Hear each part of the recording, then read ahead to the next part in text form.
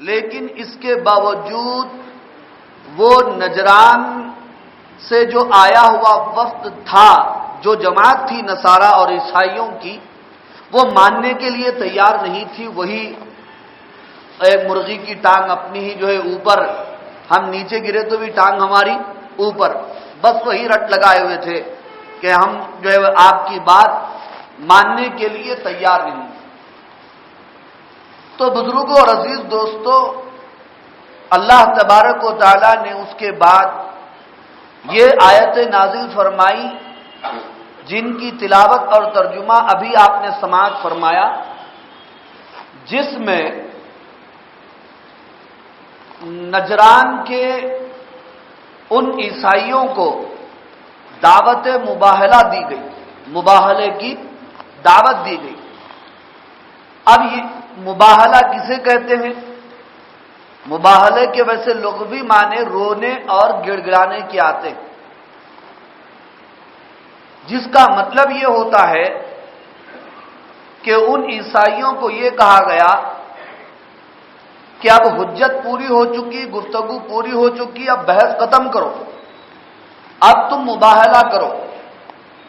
اس کی شکل یہ ہے، اللہ کے نبی صلی اللہ علیہ وسلم نے ان کو یہ چیلنج کیا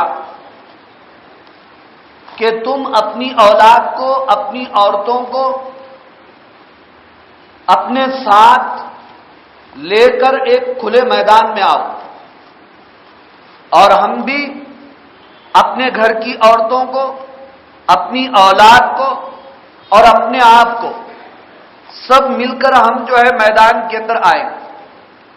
اس کے بعد ہم دونوں ایک دوسرے کے خلاف مباہلہ کریں گے، یعنی ایک دوسرے پر لعنت بھیجیں گے کہ یا اللہ، جو ہم میں سے جھوٹا ہے، جو ہم میں سے باطل پر ہے، اس پر آپ کا قہر نازل ہو، اس پر آپ کا عذاب نازل ہو، اور اس کے اوپر آپ کی لعنت جو ہے برسے، یہ دعا کریں گے۔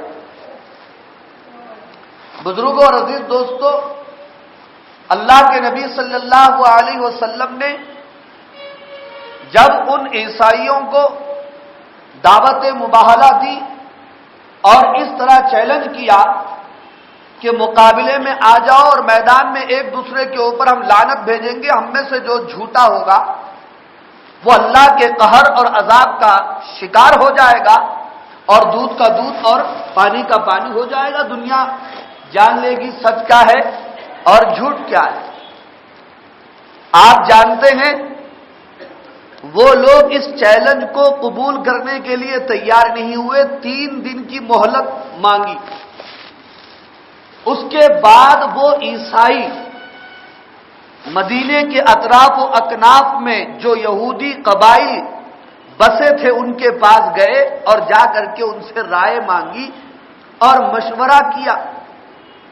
یہودیوں نے کہا کہ کبھی تم مباہلے کو قبول مت کرنا، اس لیے کہ محمد صلی اللہ علیہ وسلم ہماری آسمانی کتابوں کے مطابق رسول برحق ہے، سچے نبی ہیں۔ اگر تم نے دعوت مباہلہ کو قبول کیا خدا نہ خواستہ، تو پھر روئے زمین پر عیسائیت کا نام و نشان مٹ جائے گا، اور تم تو کیا تمہاری نسلیں سو تباہ و برباد ہو جائیں گی۔ 3 دن کے بعد وہ لوگ آپ صلی اللہ علیہ وسلم کے پاس آ کر کہنے لگے مباہلے کو ہم قبول نہیں کریں گے، البتہ آپس میں مصالحت کرنے کے لیے تیار ہیں۔ مصالحت یعنی صلح کرنے کے لیے تیار ہیں، جو بھی شرائط آپ پیش کریں ہم منظور کریں گے۔ اللہ کے نبی صلی اللہ علیہ وسلم نے ان کے سامنے پہلے تو اسلام کی پیشکش فرمائی۔ جب انہوں نے قبول نہیں کیا تو دوسری شکل آپ نے جزیے اور ٹیکس کی رکھی۔ اسلامی ٹیکس کو جزیے کا نام دیا جاتا ہے شریعت میں، تو انہوں نے جزیے کو قبول کیا کہ ہم جزیہ دینے کے لیے تیار ہیں۔ چنانچہ مقررہ جزیے کے مطابق آپ صلی اللہ علیہ وسلم کے پاس ماہ سفر اور ماہ رجب میں نجران سے 2000 ہلے آیا کرتے تھے. ہلا کہتے ہیں جوڑے کو، کپڑوں کو، ایک لنگی ایک قمیض اس کے اندر ہوتی ہے، یعنی 2000 جوڑے آپ صلی اللہ علیہ وسلم کے پاس آیا کرتے تھے اور آپ مسلمانوں میں، غریبوں اور محتاجوں میں تقسیم کیا کرتے تھے. اسی واقعے کو آج کی ان آیات میں بیان کیا گیا. دیکھیے اللہ رب العالمین کا ارشاد ہے، فمن حاجک فیہ، فا مانے پس، من مانے جو، حاجہ مانے، حاجہ کے کیا مانے؟ سو جائے، سو جائے یا جھگڑے. حاجہ کے مانے جھگڑنے کے آتے ہیں. پس جو کوئی جھگڑے کا آپ سے فیہ اس بارے میں، اب تک تو بہت ہو چکا، من بعد ما جاءک من العلم، آپ کے پاس قطعی علم آنے کے بعد پھر بھی کوئی جھگڑ رہا ہے. سرکار کے پاس جو علم ہوگا وہ قطعی اور یقینی علم ہوگا نا جی، ظنی علم تو نہیں ہو سکتا، شکی علم تو نہیں ہو سکتا. قطعی علم آنے کے بعد پھر بھی کوئی جھگڑ رہا ہے. فقل، تو اے پیغمبر آپ کہہ دو، تعالو، آؤ، ندعو ابناءنا، ہم اپنی اولاد کو بلائیں گے. ابنا ابن کی جمع، مانے ویسے بیٹے کے آتے ہیں، مراد یہاں پر بیٹے بھی ہیں، پوترے بھی ہیں، اور اولاد بھی ہے، اولاد کی اولاد بھی اس میں داخل. وَأَبْنَاءَكُمْ، اور تم اپنی اولاد کو بلا کر لاؤ. وَنِسَاءَنَا، ہم اپنی عورتوں کو بلائیں گے، یعنی بیویاں بھی ہیں، بیٹیاں بھی ہیں، یعنی گھر کی جتنی عورتیں ہیں خاندان کی، ہم ان کو لائیں گے. وَنِسَاءَكُمْ، اور تم اپنی عورتوں کو، بیویوں کو، بیٹیوں کو جو گھر کے اندر ہے سب کو لے کر آؤ. وَأَنفُسَنَا، اور اپنے آپ کو بھی ہم لے کر آئیں گے. وَأَنفُسَكُمْ، اور تم اپنے آپ کو لے کر آؤ. چنانچہ مفسرین، مؤرخین اور سیرت نگار کے مطابق ان آیتوں کے نزول کے بعد نبی رحمت صلی اللہ علیہ وسلم حضرت فاطمہ اور حضرات حسنین، حضرت علی اور خود اپنے آپ کو لے کر آپ میدان میں نکل چکے تھے، میدان میں آ چکے، مگر ان لوگوں نے آپ صلی اللہ علیہ وسلم کے اس چیلنج کو اور دعوت مباہلہ کو قبول نہیں کیا. اور کیسے قبول کر سکتے تھے؟ شامت تھوڑی آئی، وہ تو سمجھ رہے تھے اب ہماری شامت آ رہی ہے، اب جو ہے ہماری تباہی اور بربادی کا پیام آ رہا ہے. اس لیے وہاں سے فرار اختیار کرنے میں ہی انہوں نے نجات سمجھا. ثُمَّ نَبْتَهِلْ، پھر ہم سب مباہلہ کریں گے. اس کا طریقہ یہ ہوگا فَنَجْعَلْ لَعْنَةَ اللَّهِ عَلَى الْكَاذِبِينَ، ہم سب اللہ تعالی کی لعنت بھیجیں گے جھوٹوں پر. ہم میں سے جو جھوٹا ہوگا اس کے اوپر اللہ کا قہر برسے، وہ تباہ و برباد ہو جائے، ملیا میٹ ہو جائے. لیکن اس کے لیے وہ لوگ تیار نہیں ہوئے. اب یہاں پر ایک اور بات آپ کو میں یہ بتا دوں کہ آج مباہلہ باطل سے کیا جا سکتا ہے یا نہیں کیا جا سکتا؟ تو حضرات مفسرین نے اور علماء اکرام نے لکھا ہے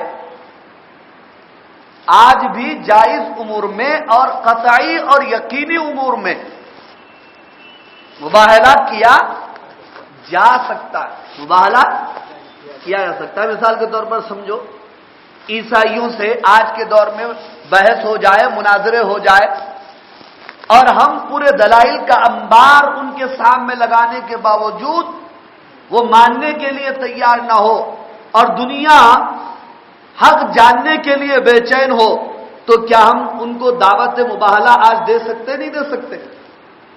دے سکتے ہیں، ہم کو یقین ہے، ایمان ہے، قرآن کے اوپر ہمیں پکا یقین ہے، ہم بالکل دیں گے.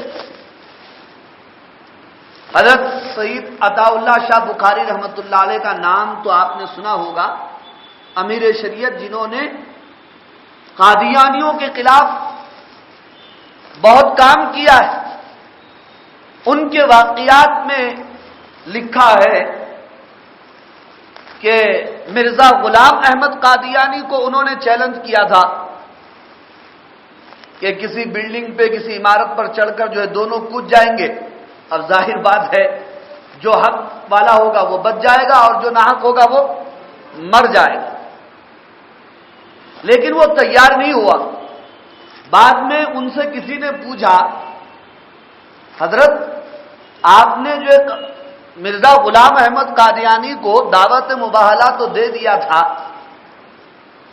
اگر وہ قبول کر لیتا تو اس کے بعد انہوں نے مذاق کے طور پر پہلے تو یہ جواب دیا کہ میاں دونوں اگر اوپر چڑھ جاتے، میں تھوڑے ہی کودنے والا تھا، اس کو اوپر سے ڈھکیل دیتا۔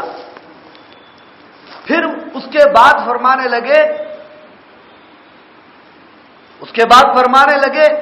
کہ اگر میں واقعی کود بھی جاتا اور میں ضرور کودتا، اللہ کی ذات پر مجھے مکمل بھروسہ تھا اور ایمان تھا، یقین تھا کہ اللہ مجھے بچا لیتے اور مرزا غلام احمد قادیانی ہمیشہ کے لیے مٹ جاتا، اسی لیے تو وہ بدبخت مجھ سے مقابلے کے لیے تیار نہیں ہوا۔